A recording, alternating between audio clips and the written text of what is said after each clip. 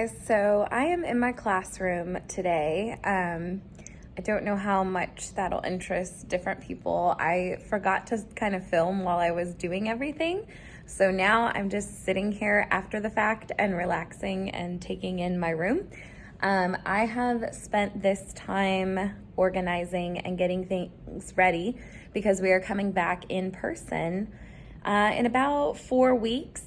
And I teach middle school, for those of you that don't know, and I need to have everything ready and sanitary, and so I thought I would take today to just briefly show you what my classroom looks like and what it's going to look like in a COVID world for any teachers out there, or parents, or anybody that just wants to know. So let's take a look.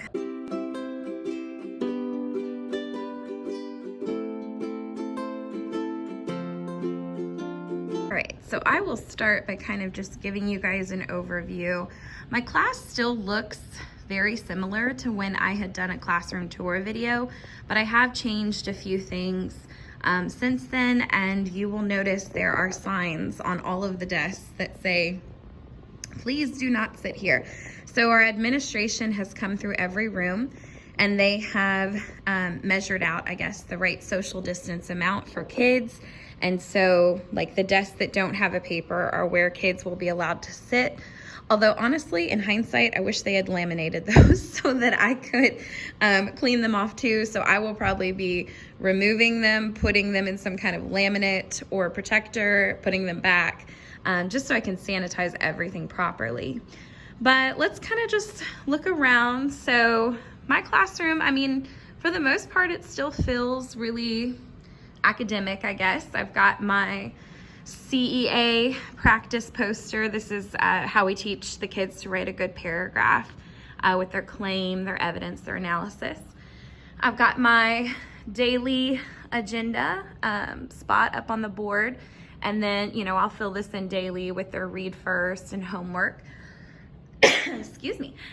We have a framework there that our school makes us put up with the standards we're teaching.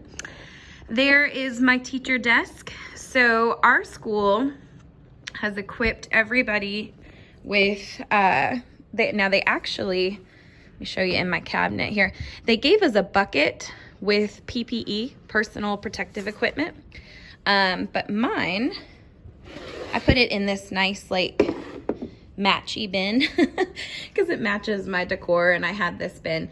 So they'll refill this for us as much as we need. They have like Clorox wipes, paper towels, extra masks for the kids, gloves, and then I pulled the sanitizer out and put it there. And then they have like the inventory list. So anyways, that's gonna stay in our classrooms, and I'll just pull upon that as needed. And so I tried to, you know, just keep my desk area pretty neat and clear, my hydration right now, so that I can just wipe it off and sanitize really well. I do have a fan that I'll put on me probably most days because it just gets warm, and it'll also help with airflow. So I'm gonna kind of back out a little bit so you guys can see.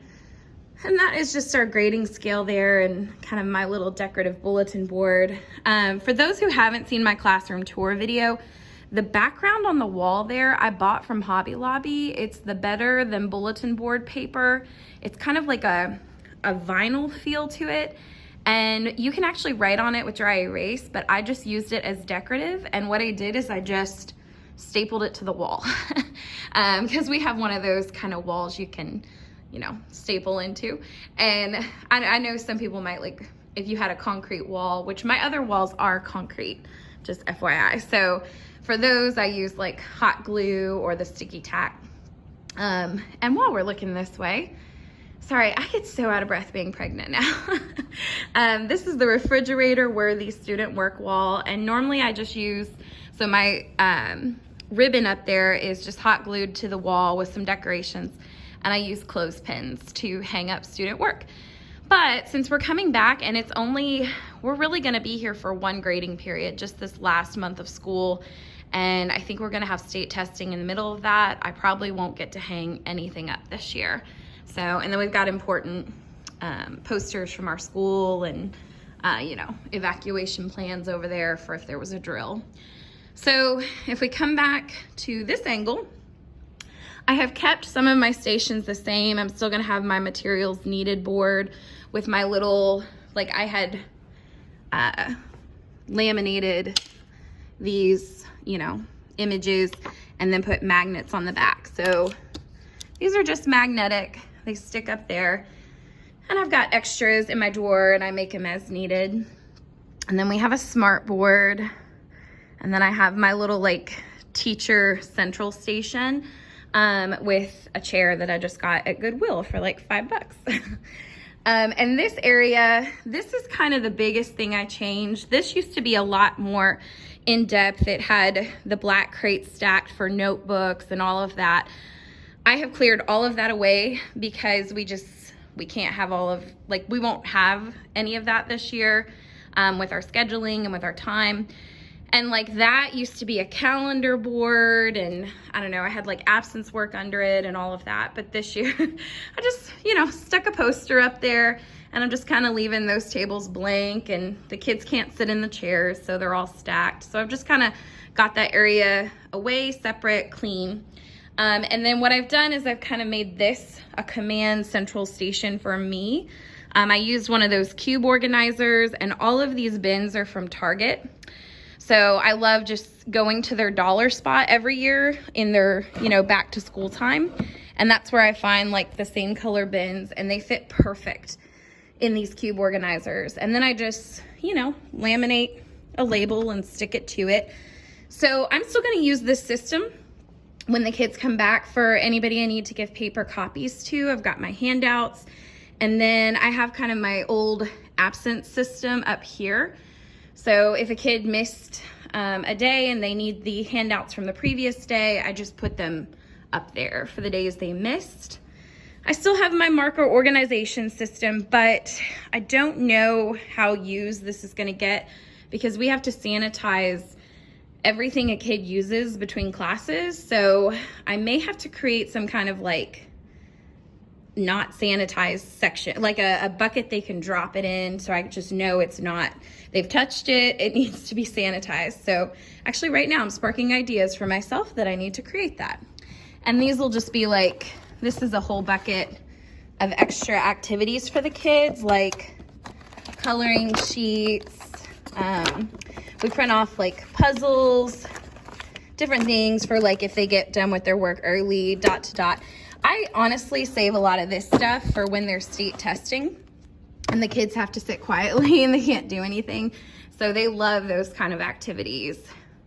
So I'll just kind of zoom out, give you guys that overview, you know. And then this is just our filing cabinet.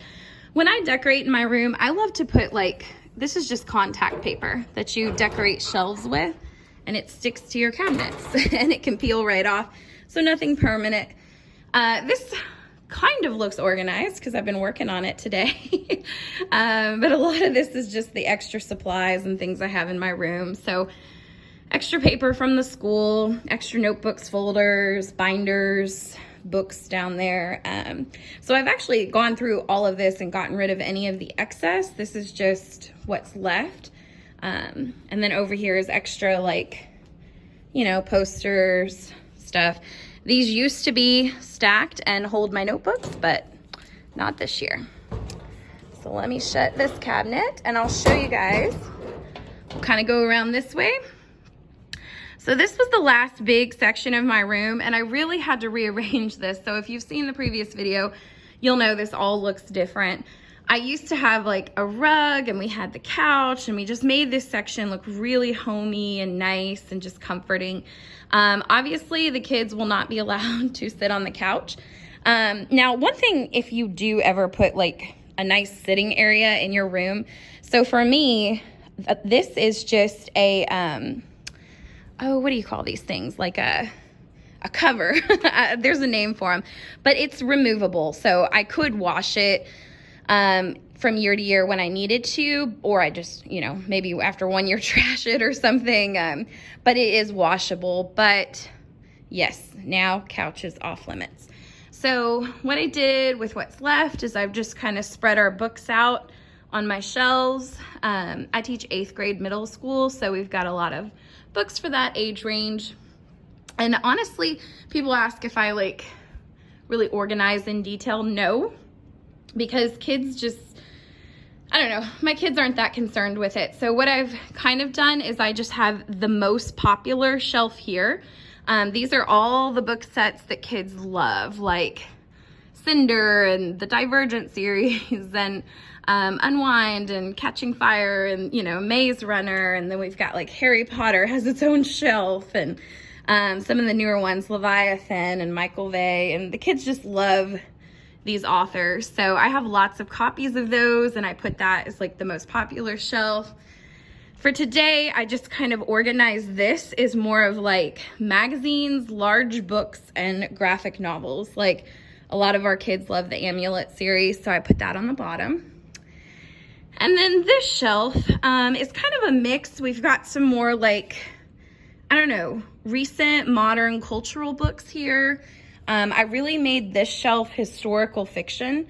We often study the Holocaust in 8th grade, so I've got like a lot of Holocaust books. And then I have like suspense or scary on the bottom. So there's sort of an organization, but not too much to give me a headache.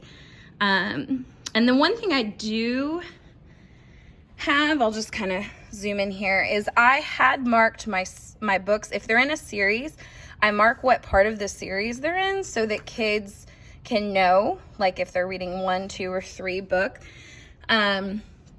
to just help them with, hey, I might want to read the sequel. Now, how book sharing is gonna work, I do not know with COVID. We may have to just, I don't know, have kids like keep a book for the remainder of the year, and then I'm not sure. So anyways, don't mind me, I look kind of yucky today. I've been organizing and doing this whole classroom, but that's it. I mean, you can kind of see the panoramic behind me, but if you teach middle school or have some great ideas for how you're dealing with the just the return to in-person and COVID, I will say our school's on a hybrid model, so we teachers are gonna be here 4 days a week. Wednesdays, they'll deep clean the building, but on Monday and Tuesday, we'll teach A kids, and Thursday, Friday, we'll teach B kids. So we have, basically kids are only coming 2 days of the week, and the other 3 days they'll be virtual. So we're not fully in person, but we're close enough to that that I'll have kids in this room. But yeah, this is my classroom, guys. This is what I've been doing today for several hours, just trying to get all of this organized. And if you have any questions, absolutely leave it in the comments, let me know.